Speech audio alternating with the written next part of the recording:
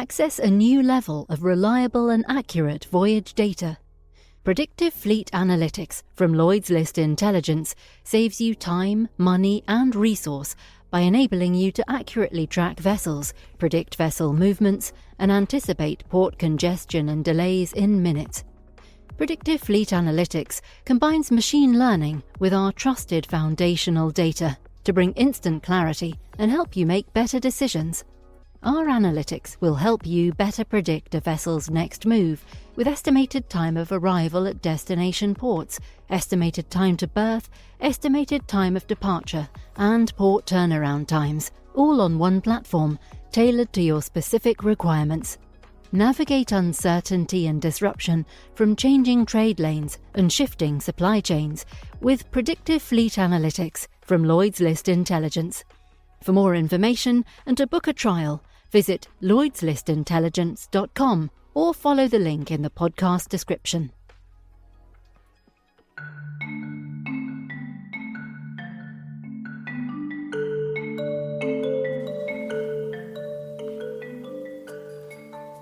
A tipping point has been reached in the Red Sea.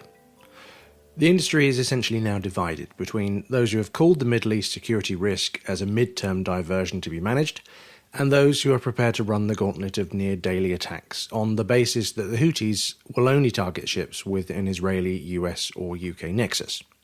Good luck with that. While container ships have been diverting away from the Suez since mid-December, tankers and bulkers finally started to make the call to follow them last week as US and UK airstrikes against the Houthis failed to stem attacks and insurance rates spiked in response. We're already seeing the impact of that as product tanker rates rallied this week, and the fallout's going to continue to be felt as we see who is and who is not prepared to sail past Yemen. 43 tankers, we've calculated, have diverted from the Red Sea since the US air-led strikes began on January the 12th. The wait-and-see period for shipping is well and truly over. So this week on the podcast, we are again talking about the Red Sea. We're going to be talking about the differing approaches to this risk and why an increasing amount of China-linked vessels are venturing where their Western counterparts are not. We're going to be discussing the evolving nature of the security threat, and 1 month into the coalition naval operation to protect shipping being set up, we're going to be talking about where the industry stands given the apparent failure of airstrikes to stem that threat. But first, I'm going to start this week where we started last week, with a quick catch-up from Wiese Bockmann, our principal analyst here at Lloyd's List Intelligence. Because while we are, like everyone else right now, analysing the impact of the diversions, and it's clear that the attacks on shipping in the Red Sea threaten to create a chaotic period for Europe's manufacturers and retailers as supply chains are disrupted, but it's also worth pointing out that there is still an awful lot of ships that are heading through the Red Sea and are not diverting. And that makes for some very interesting dynamics. So, Richard, I've just got off the Sea Search website looking in real time at what's going through the Red Sea and the Gulf of Aden, and I can see that traffic is largely reduced to Russian oil going southbound and bulk carriers, shipments of grain, iron ore, coal, steel, etc. is going through. A lot of the tankers with cargoes of diesel, jet fuel, gas oil that were heading for Europe and the UK largely is either paused at that deviation point, waiting for what to do, or they're sailing around. I think there have been a lot of chats this week with marine insurers and with maritime lawyers to say, look, this is a war risk. How are we going to treat it?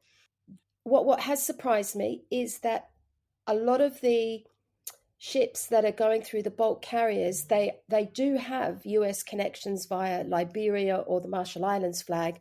And that, for our listeners, is because those flags are run on behalf of those countries by US incorporated companies. And I understand that they're getting a lot of support from the US naval assets in that area to get them through safely. I think we've also seen that happen with French naval. The French Navy is helping some CMA, CGM and French companies through as well. It really has turned into a geopolitical split.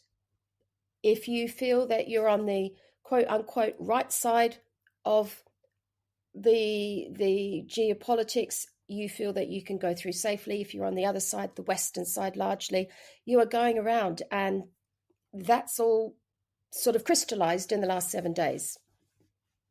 As we mentioned in last week's edition of the podcast, it's a little bit tricky offering you an accurate picture here because this is a fast-moving story that continues to develop.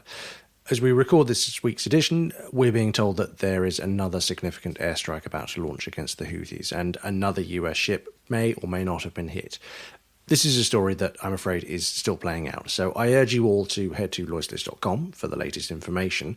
But in the meantime, here is our resident data queen, Bridget Diakun, with a snapshot of the latest patterns in vessel movements. Yeah, so importantly, we have to remember that the Red Sea isn't closed. It has taken a stumble in traffic, but there's definitely still open for business, and you still see vessels passing through every day. So broadly speaking, we've got about 270 vessels that are active on a daily basis in the Red Sea. So that's considering cargo carrying vessels over 10,000 DWT. And to compare, the average in the first 2 weeks of December was 394 vessels per day. So a drop, but again, it's not everything, and there's still movement, especially up in the northern area of the Red Sea. Now, I want to focus on the Bab el-Mandeb in particular, because there we're seeing a pretty significant plummet in traffic. So the week running to January 14th, we see 46 ships transiting each day, down from about 48 the week before. So it's kind of stabilized at this point. But a caveat there is, of course, a lot has changed in the past week as well. And when we get the new numbers, we'll be able to see if this has dropped off further.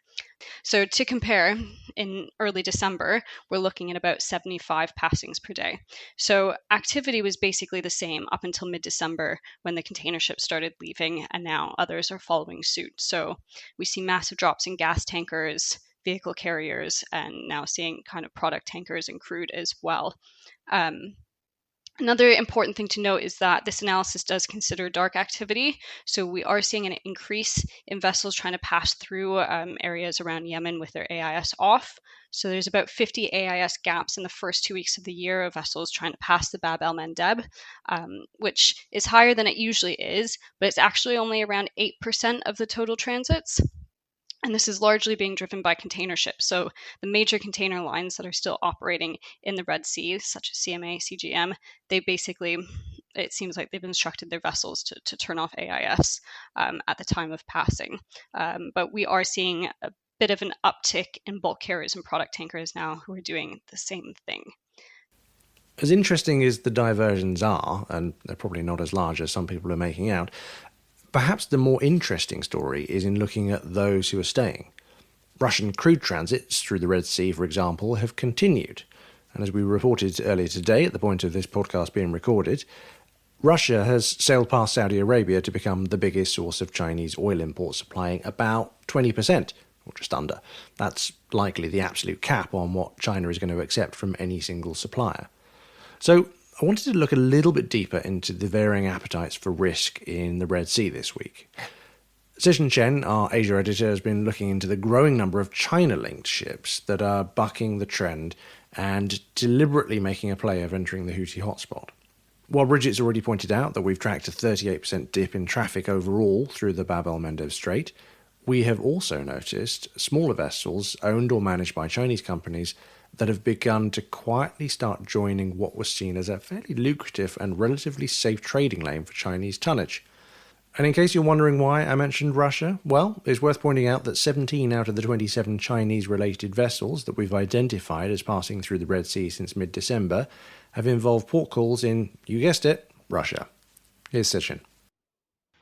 Well, obviously, I think it's divided between the sort of well-established global brand Chinese shipping companies like COSCO and China Merchant, and the sort of privately run, low-profile, smaller Chinese owners and operators. For the sort of large, state-owned conglomerates like COSCO and China Merchants, I think they are just following suit of their Western competitors, largely, shining away the Red Sea roads, because obviously they're operating globally. They don't want to seen as a friendly partner of the Houthis and the Yemen rebels, which might sort of bring them troubles in terms of potentially losing clients in the West, or even sort of being targeted by the U.S. government. You never know. So what I've seen so far is that at least on the container shipping side, the vast majority of the coast ships have been rerouting around the Cape of Good Hope. So far, only 2 coast ships have entered the Red Sea, and they caught sort of the Red Sea terminal where in Jeddah port, where they have a stake. But on the other side, as you said, a lot of the Chinese shipping companies have a different risk appetite. They see this as an opportunity, rather sort of risk to make profits. We've noticed a marked increase of the proportion of China-linked container ships in the Red Sea, following the escalation of the Houthi attacks in mid-December. So, I think previously, sort of the share of the Chinese vessel among the total container ship transiting Red Sea is, below 15%. But, in the recent 2 weeks, we've seen that proportion rise to 24 and 28%. So that's quite significant increase. And if you look into these vessels, interestingly, many of them, actually most of them, 17 out of 24 of them are actually involved in trade with Russia. So I think that shows, sort of the Russian element is still a key feature of those Chinese vessels actively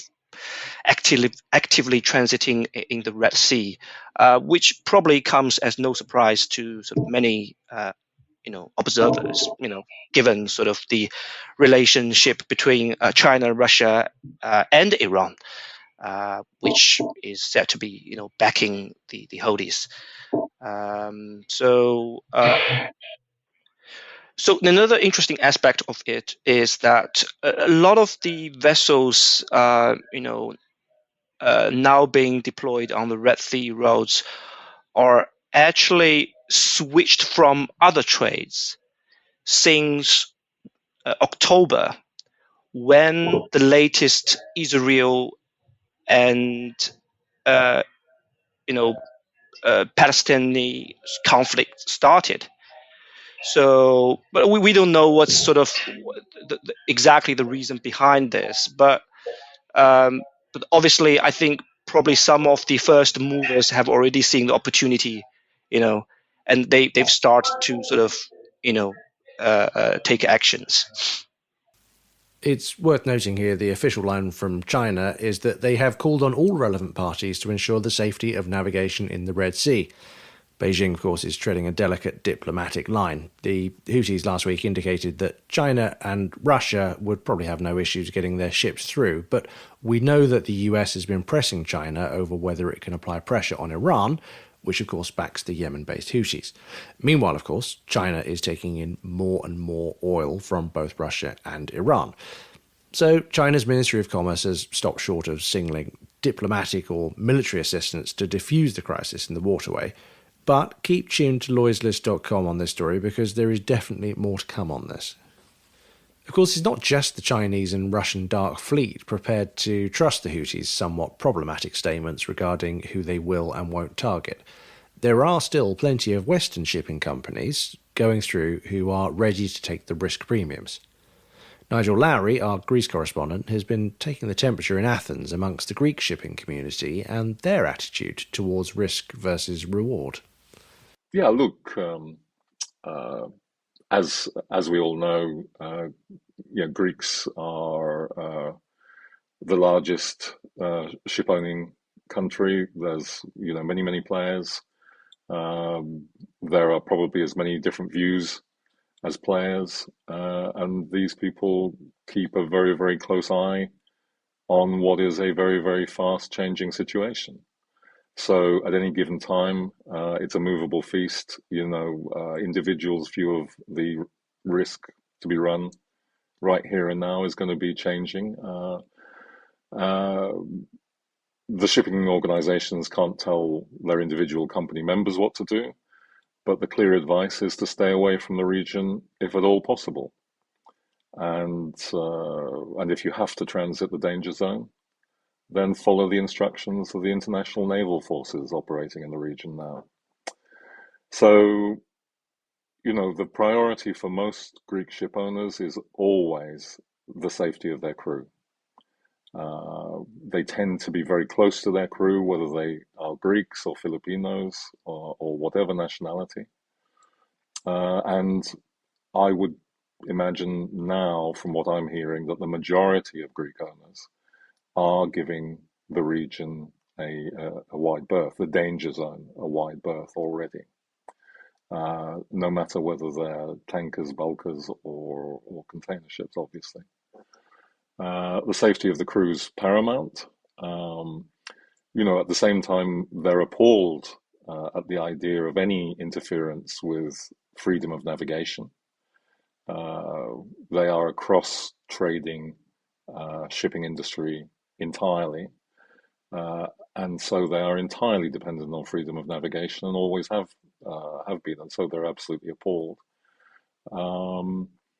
There are still some, as you know, who seem to be continuing to accept business and running the gauntlet, as it were. Probably they would have been, it's probably not the right word, but encouraged to some extent from the limited damage and lack of loss of life, as far as I can recall, that has occurred in the attacks to date. So at the moment, it would seem that ships or the targeting is off, or ships are resilient enough to not be crippled or to sort of suffer a fatal attack. Possibly that is feeding into the risk appetite of some of those who are still going through. But others, whilst noting that, they sort of say, but you can't be complacent about that because it is also a matter of luck. They do say also that as they're watching insurance and war risk costs rise in the region, that the idea that diverting around the Cape is an enormous additional expense. They are saying also that now, comparatively speaking, it's probably not. It's not such a huge cost for the owner or charter. Of course, compared with the actual added cost of going through the Red Sea now. Of course, it remains to be seen what the effect of all this is going to be on the cost of living for societies around the world in terms of price increases, because one way or another that's going to happen. But for the owner and the charterer, perhaps it's not a sort of prohibitive cost anymore to divert when you stack up the cost of the alternative and the risks. I think that's what's happening on the ground. Of course, the crews themselves, which are the primary concern, the safety of the crews themselves have a say in this. And already there's information coming through that that there are crews who are refusing, quite understandably, to go there, and that will become an increasing factor as well.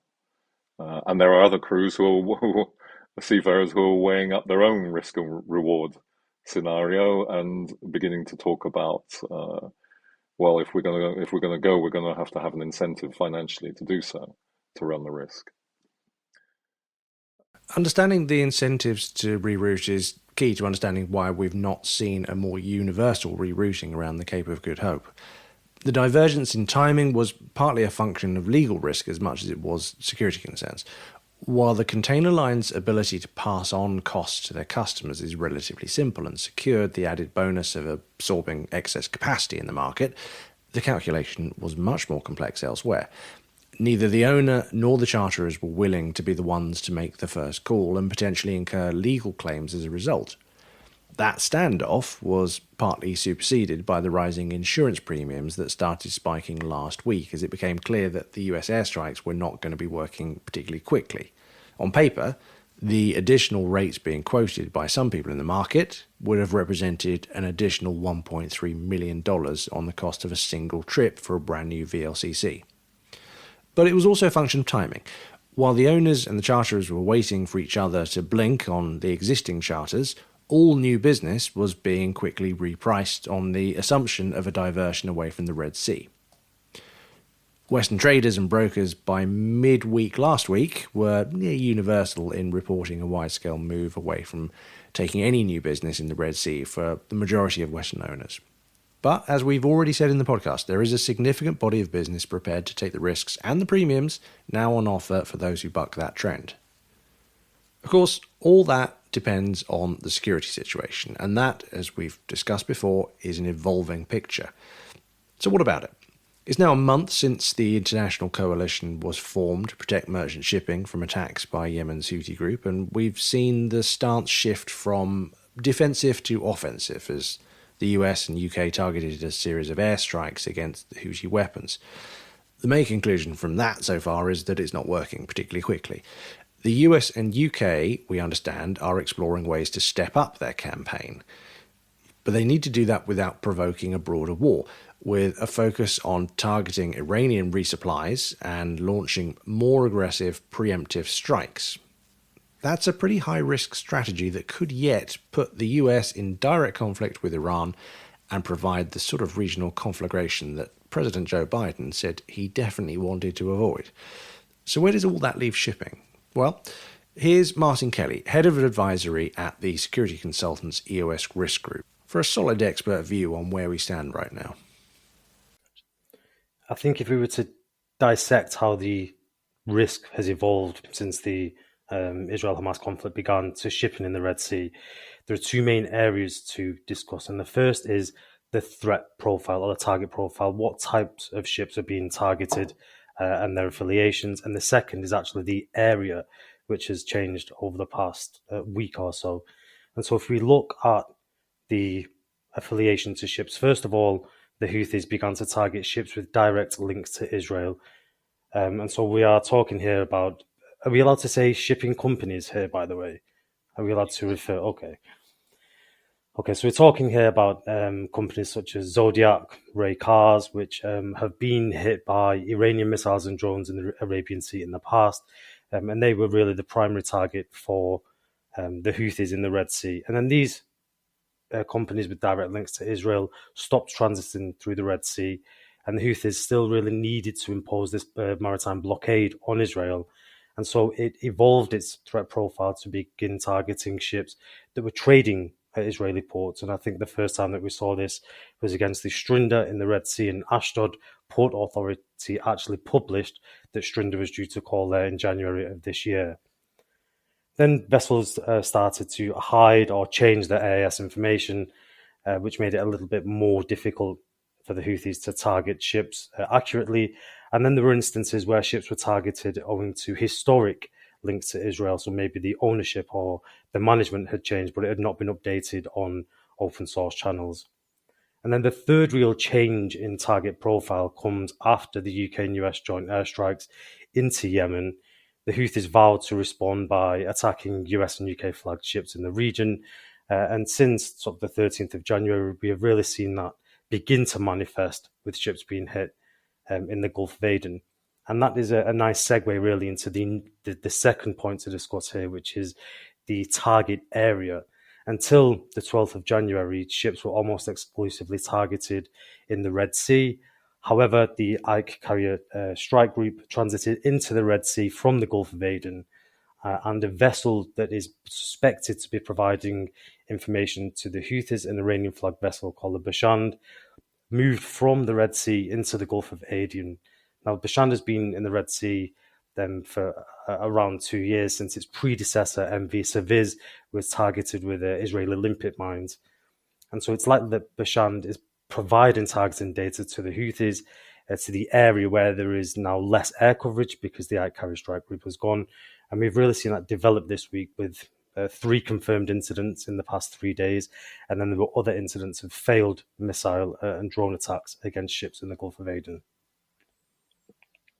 So, I mean, essentially, the scope of who might be hit is expanding. The scope of where you might be hit is expanding. Obviously, we've seen an increased naval presence, and we have Operation Prosperity Guardian as the banner group that is seeking to protect shipping. But it's fair to say that there is not a universal approach here. You have naval assets under that command nominally, but you have the French Navy escorting French ships. You have the Indian Navy coming to the rescue of Indian ships.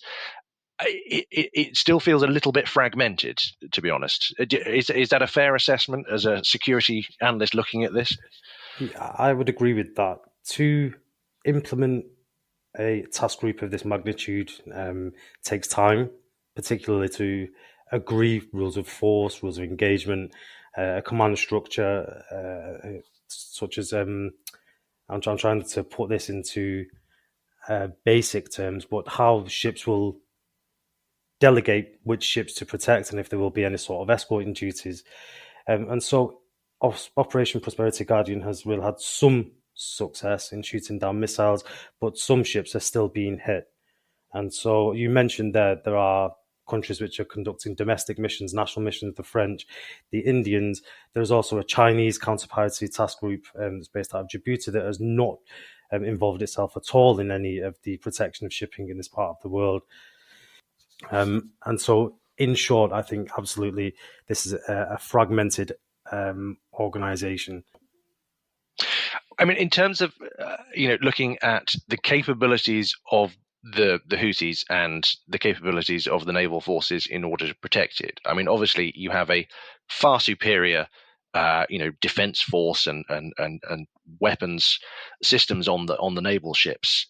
The Houthis, I guess, one view is they're not very good at targeting because we haven't seen a huge amount of damage being meted out by the attacks.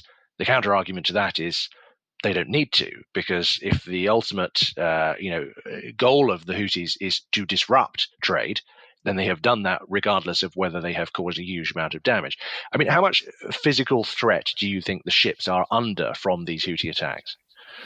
Yeah, I think you hit the nail on the head there. The aim here is really to disrupt shipping. And so if they were to continue to launch missiles without hitting a ship, I think shipping companies would still be averse to transiting there because of the risk. We're talking risk here. There is still intent and there's still the capability to conduct these attacks. But there has not been a significant injury or death in any of the 43 Houthi attacks against ships in this part of the world. And you can even extend that to include the Iranian attacks against Israeli shipping in the region, other than the incident with Mercer Street where 2 people were killed. And this week we saw really the first images of damage against a vessel that was hit with a drone, and it looks bad, although actually the size of it could have been much worse. These missiles and drones will probably not sink the ships that are going through there. They're just designed to cause damage and probably not to kill seafarers as they transit the Red Sea. Is that more luck than judgment, or are they just not particularly powerful weapons that are being used here?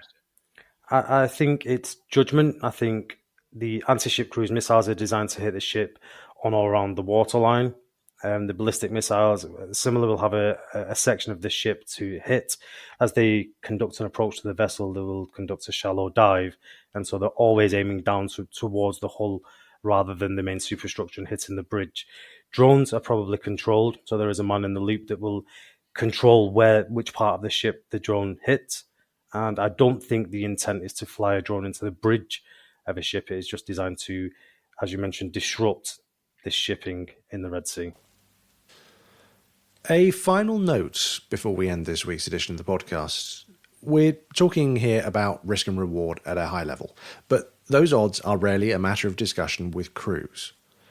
We're aware of at least one incident where a crew refused to enter the Red Sea only to be told they didn't have a choice, and contract termination would be the only real conclusion should they not reconsider. They reconsidered, and that ship sailed into the Red Sea. It's also worth recalling that the crew of the Galaxy Leader remained hostage to this situation after they were seized by the Houthis back in November. So, yes, we should argue strongly that the principle of freedom of navigation should be upheld. And yes, we should highlight how safe trade of essential goods is essential to the global economy. And we also join the calls for the de-escalation of the situation. But let's not also forget that this is about the seafarers here, who are the innocent victims, and their safety is paramount. We will be back again in a week, as ever, with more on the story shaping shipping. But for now, thank you for listening, and have a good week. Goodbye.